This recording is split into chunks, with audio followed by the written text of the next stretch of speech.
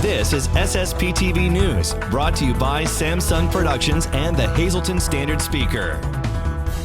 Students are returning to the classroom. We'll preview the return to school all this week on SSPTV News. Good evening and thank you for joining us. I'm Lisa Sugart, sitting in for Ken Cara. Well, it is the start of a brand new school year, and all this week we will preview the return to class in schools in our area, beginning tonight with MMI Preparatory School in Freeland.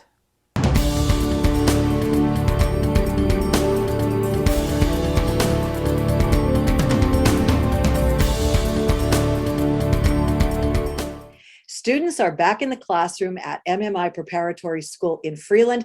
I'm pleased today to welcome the school's head of school, Justin Kleinheider. Mr. Kleinheider, thank you so much for being here. How's it going? It's going great. We've had a great opening to school and we're really having a lot of fun here at MMI. Now, you were in school last year, but the kids were also had the option of going online. But this year you're looking to have everyone back in the classroom, correct? Yes, absolutely. We're in person just like we were last year, and we're recording our classes for folks who are quarantined or long-term illness.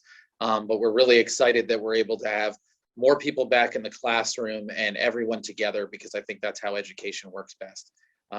We're at 3 feet of distance. Everybody's wearing masks, but there's more collaboration than there was last year. Lots of students interacting with each other and their teachers even more so, and it's really great to see. Do students have to be vaccinated to come back to school? They do not. We've left that up to families for now, absolutely. And you told me something really interesting. You're recycling the air on a regular basis for safety as well. In studying the science, we found that the top mitigation factors are the masks and the recycling of the air. So we changed all the filters at the beginning of last year, installed air scrubbers in every classroom on top of those filters, and we changed everything out again this year. So those 2 things are the number 1 things that we found in looking at studies that really helped us stay open last year, and we know will help us stay open this year. You're focusing on the impact that the pandemic has had on the children. You want to make sure that they're okay. So you're doing a lot of advisory work as well for the Yeah. So we looked at it, and the social emotional health's just been so important with the pandemics. Forced us all to be really isolated, and that has a tremendous effect on our students and our young people. And so each grade level has an advisory lead that participated in a Hive and Thrive activity, because our schools are just kind of like a beehive, right? There's a lot of activity going on, a lot of collaboration. We're kind of all working together, and our dean of students as well, and our guidance counselor, they all work together on positive psychology, a growth mindset activities, and really how we can be intentional about making our warm, welcoming environment even better and greater for all our students in this difficult time. What grades are in this school, and what is your focus, your mission? We are grades 6 through 12, and what we really focus on is preparing our students for life. So we develop the core skills like public speaking and character development on top of the kind of traditional liberal arts college prep experience.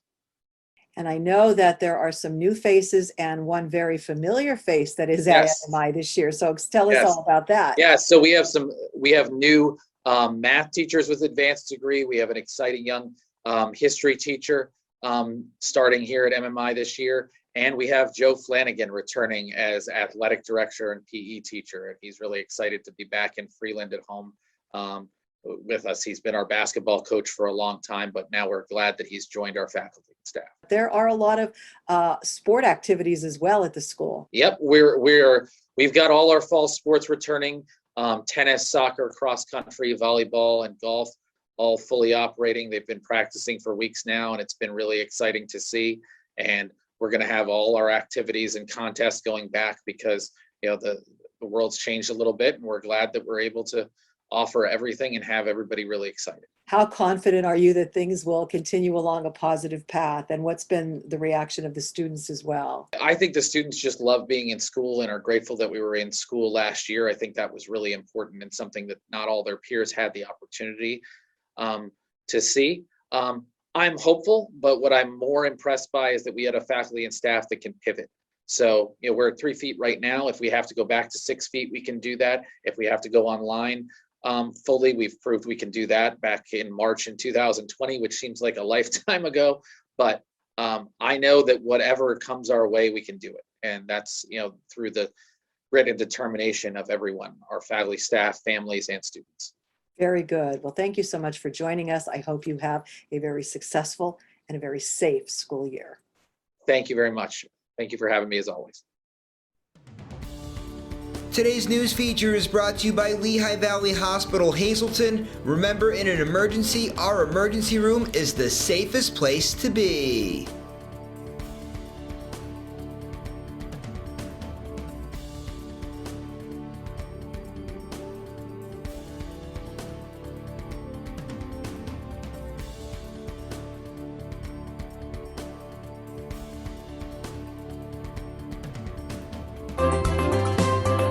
Time now for weather on SSPTV News. From the National Weather Service, Tuesday will be mostly cloudy with a high in the mid-70s. Tuesday night, 50% chance of showers, low around 60. Wednesday we'll see showers and thunderstorms after 5 with a high near 66. Wednesday night, showers and thunderstorms, low around 56. Thursday mostly sunny, chance of precipitation around 60%, high near 67. Thursday night mostly clear with a low around 51. Friday mostly sunny, high near 67, and Friday night mostly clear with a low of 51. The weather is brought to you by Valley High Food Drive-In in West Hazleton. They're open Monday through Friday from 11:30 a.m. to 9 p.m. and Saturday and Sunday from 1 p.m. to 9 p.m. For their hours and more information, find them on Facebook. Good evening, everyone. Here's today's Talk of the Town. The Dan Guydish Memorial Golf Tournament will be held on Friday, September 10th at Sand Springs Country Club. Tee-off for the event is at 12 noon, and the cost to enter the tournament is $75. For more information, you can call 570-788-5845. The Laurel Mall Labor Day Sidewalk Sale will be held from September 3rd through September 6th. For more information, you can call the mall at 570-454-2100. The annual Senior Expo hosted by State Representative Tara Toohill will be held on September 16th at the Laurel Mall from 9 a.m. until 1:30 p.m. For more information, you can call 570-454-2100. And that's today's Talk of the Town.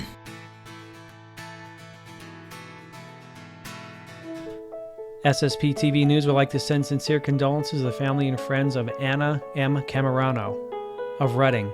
Mass will be held Friday at 11 a.m. at St. Margaret of Scotland Church. Friends may call Thursday from 6 to 8 p.m. at the Bean Funeral Home and Friday from 10 to 11 a.m. at the church. Mary Louise Kombalak of Hazleton. Mass will be held Wednesday at 10 a.m. at Most Precious Blood Church. Friends may call Thursday from 6 to 8 p.m. at the Furo Funeral Home. And Mildred Millie Donovan of Hazel Township. The Joseph B. Conahan Funeral Home will announce arrangements. Tonight's obituaries are being brought to you in part by Harmon Funeral Homes and Crematory, with 2 locations in Rockland and in Drums, 570-384-3312 or 570-788-0977, and go to harmonfuneral.com. Still ahead on SSPTV News, details on Overdose Awareness Month. Plus, we'll take you to the Hazleton Animal Shelter to introduce you to some fur babies who are in need of a forever home. We'll be right back.